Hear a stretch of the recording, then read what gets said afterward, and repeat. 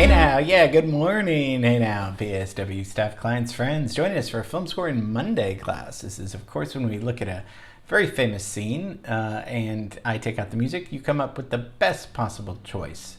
We've been doing this for a long time. You guys get better and better. I try to make it a little bit harder each time or a little bit more challenging so we're learning something and not just recycling things. So I'm learning with you guys. Last week we did Miller's Crossing, and that turned out, I think, really well. Getting kind of our Irish music in our blood for a little bit. We're going to be going to another looking at another famous scene that's going to be really exciting. And, yeah, I guess it's time to get the motorcycle going from out of your garage, and we're going to start taking a look at a very famous scene, famous movie we'll talk about. Today we're going to be looking at The Great Escape.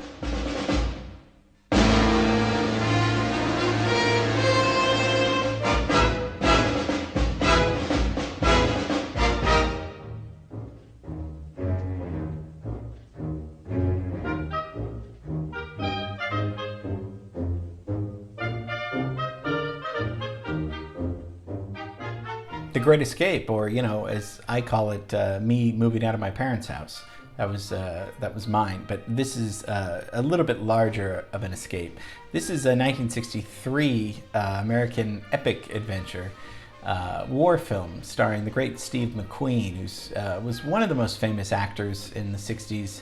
And this is the epic true story, mostly true story, of the mass breakout by the Allies from Stalag, which was Stalag Luft III, which was a German prisoner of war camp during World War II. So this is obviously the movie's out in '63, but it actually happens in 1944. This breakout. So we'll talk about the history of it.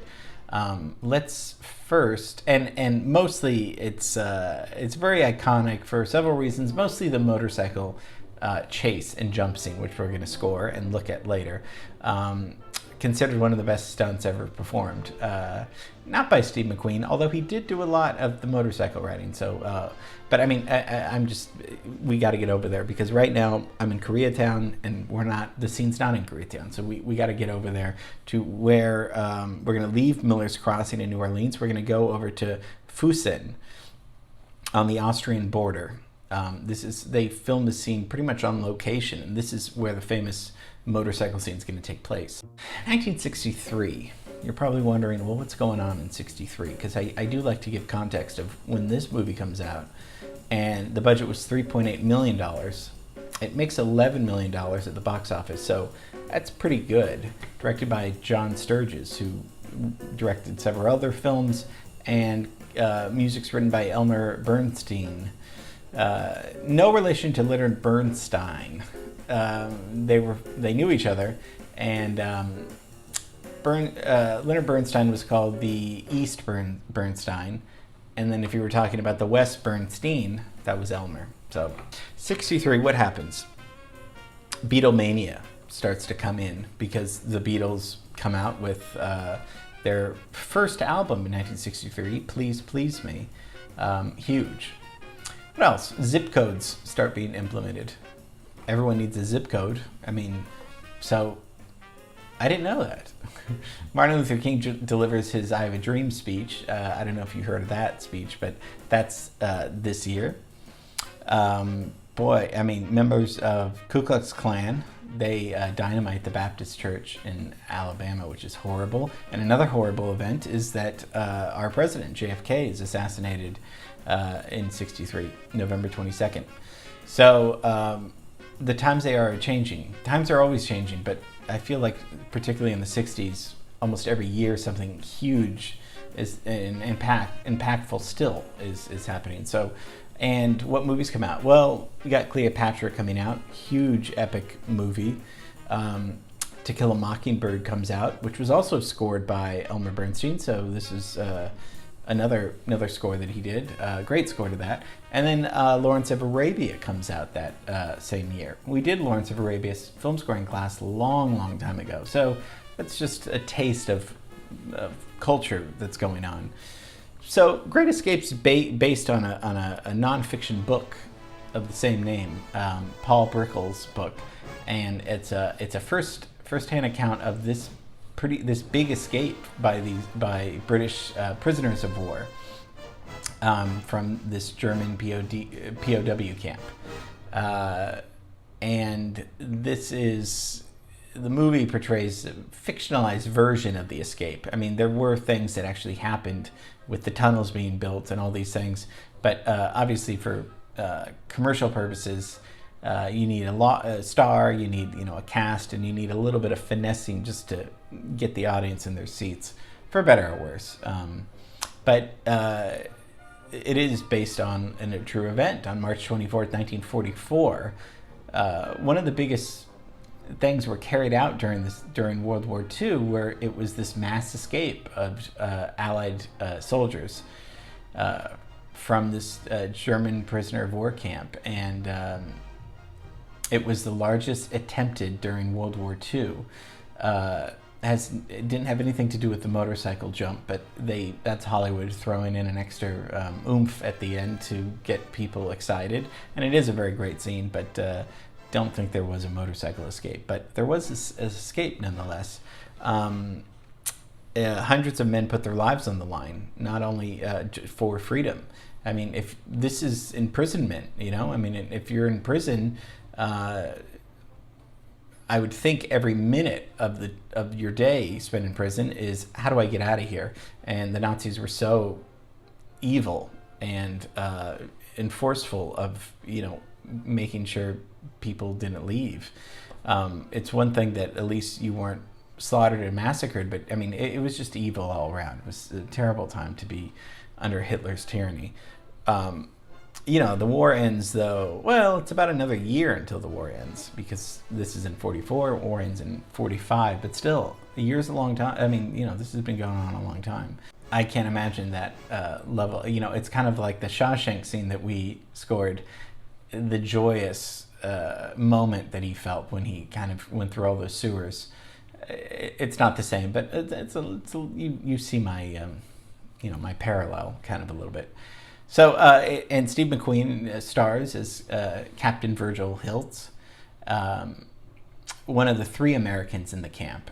And McQueen had done 2 previous World War II films before, so he didn't want to do this movie unless he said he could do a cool motorcycle scene.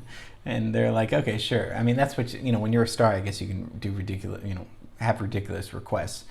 But it was a pretty cool scene. He was very into motorcycle riding, and they thought, well, okay, sure, we'll let you do this thing, because when you're a big star, you can do these things. So his demand was that he'd get to ride a motorcycle during the filming, and they put it into a very epic escape scene. Although he doesn't quite escape. We'll see later. But yeah, so they filmed this in Munich. The exteriors of the sequences were shot in Rhine country and other areas near the North Sea, and his scene is filmed right on the Austrian border. So that's what we're going to be looking at. So Elmer Bernstein, composer, mostly he wrote the Ten Commandments, which we did a film scoring class on. He did the Magnificent Seven, which is maybe his most famous score. Also wrote the score for Thoroughly Modern Millie, which is a very fun musical. That was in 1967. But he was nominated for 14 Oscars in total. Take a listen to Magnificent Seven. This is in 1960, and see how fun this is.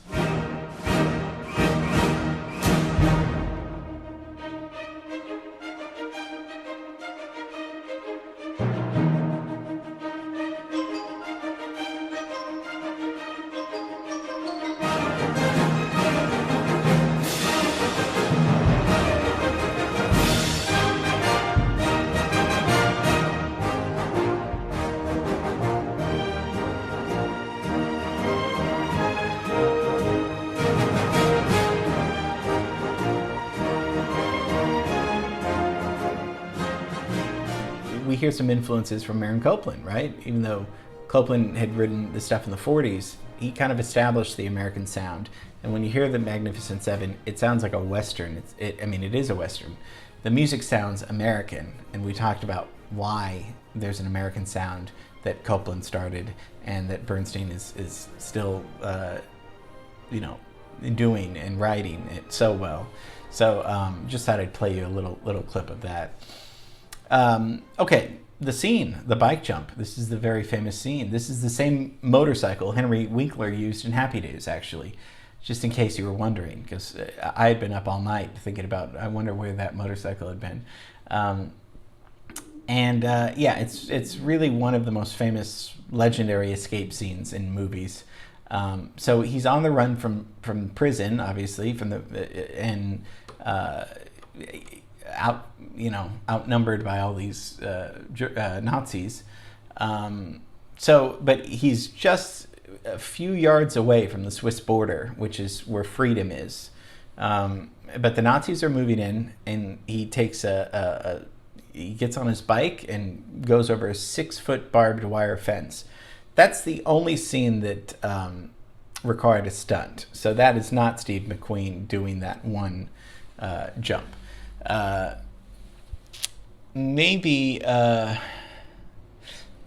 You want to see it? Let's see the scene that we're going to be scoring with the Bernstein score.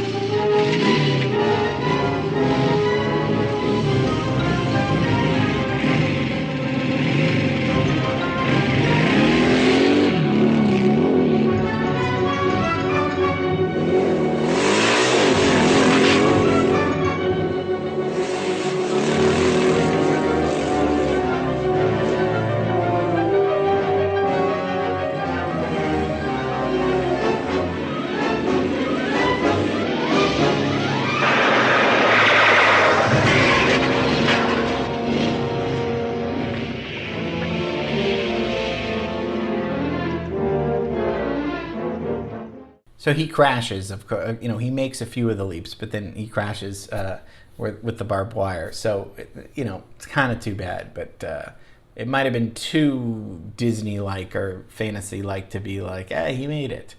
So he almost makes it. So McQueen did mostly all of that except for that big leap, which Bud Ekins, he did the stunt for that, and he also did the stunt for Steve McQueen's famous bullet scene in the film Bullet, which we might score later, I don't know. But that was his stunt man. What are we hearing in the scene? Bernstein's score. He really took a lot of time scoring this movie, as many film composers did back in the day. He gave a lot of the characters their own motifs, or we talked about leitmotifs of different themes happening when different characters arrive. That goes back to Wagner and hundreds of years ago, 100 years ago or so. And then there's the Great Escape main theme, which is very famous.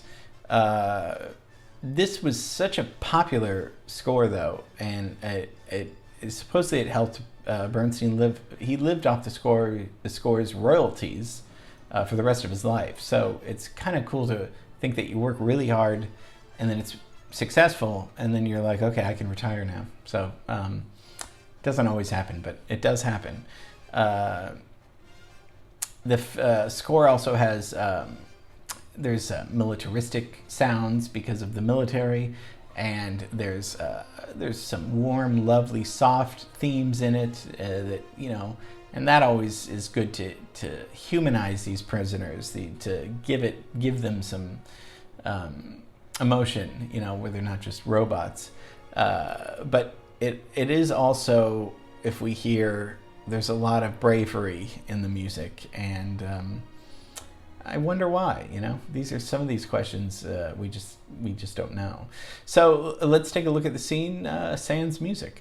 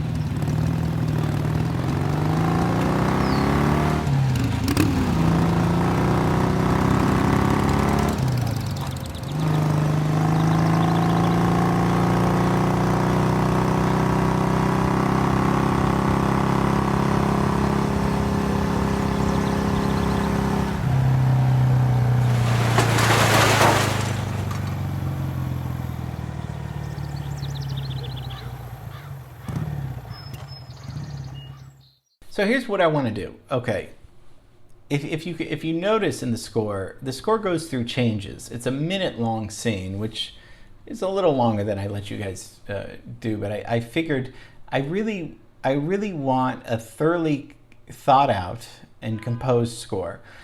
Some of these action scenes are really great that you send in action music, but if it just has a constant action beat rhythm, that's not going to work for this. If you noticed how well it's composed, Bernstein composes this, you listen that there's not like a middle, beginning, and ending necessarily, but it starts and stops, and it becomes heroic, and then it becomes, oh no, is he going to make it? And then it starts again, just like the motorcycle starts and stops again. So I don't want just a regular, just sounding action theme thing. It's got to go through different moods. It's got to be. I want you guys to really think of a score, even though it's a minute long. Think of it as having a beginning, middle, and end score. So if it's a constant action beat, that's not going to work for that. I know it's easy to Google some of these things that I'm saying, like epic and action music, but that tells me that you're not listening, you're not watching the scene properly, because he's not sure what to do. So the music's got to be a little bit, of course, actiony, but it's also got to be, I mean, they don't kill him, but they could easily kill him. I mean, he's planning the biggest escape of his life. Think if Nazis were after you, and if you don't make this is, you'll die. I mean, this is not easy.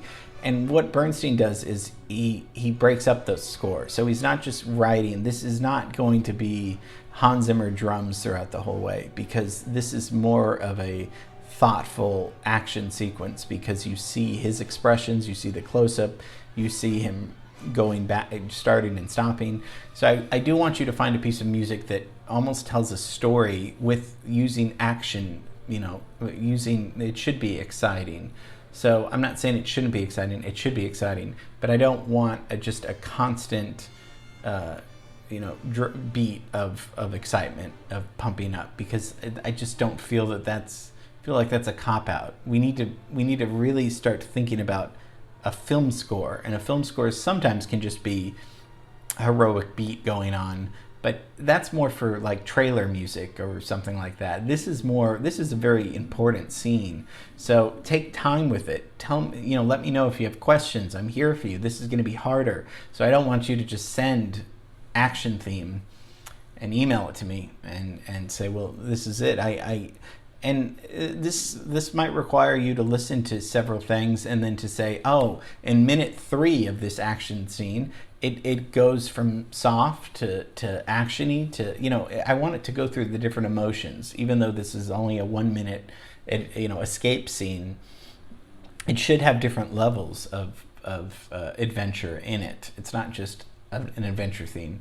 It's thoroughly thought out and scored. So I told you this gets a little harder each time, but this is how we learn. This is how we grow. This is how I learn too from you guys. So get it to me by tomorrow. It's going to be fantastic. It's going to be Bonnie-rific. I think I'm thinking it could be Bonnie-rific if we just keep our noses to the grindstone and work. Okay, I'm just being silly. Love you guys. Miss you. Get it to me tomorrow. Call me if you need any questions. This is not easy. This is a serious assignment, but I know you can do it. You guys always come and impress me. So, okay, said it all. Said too much, actually. Can't wait to talk to you tomorrow about a composer we're going to really have a good time with. And, it's Monday, man. Let's just make it a great week. It's one thing to have a great week. It's hard to have a great week, but if you make it a great week, then you're like, you have an attitude change of whatever happens, it's going to be good. Okay, that's it. See you tomorrow.